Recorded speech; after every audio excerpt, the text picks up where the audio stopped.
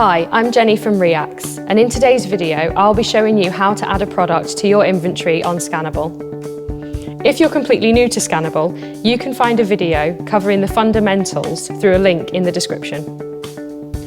Open Scannable and use the search function. Type in the name of the item you want to add. In this case, I'll be searching for Vertex Vent, which is on the database. Select the correct item and click Add to Inventory. From here, you can either enter the relevant information manually, or if a 2D code is available, you can scan that code and all the information will be auto-filled for you. Once you're confident that all the information is correct, you can then click Add to Inventory. And that's it. Now the item's been added to your Scannable inventory, it can be assigned to a kit bag, a location, and inspections can even be logged at any point in the future. If you have a piece of kit that needs tagging, you can allocate an NFC like so. In your inventory, find the item you want to tag using the serial number search function.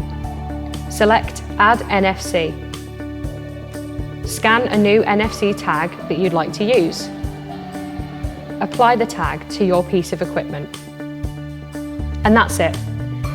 So now you know how to add a product to your inventory in Scannable.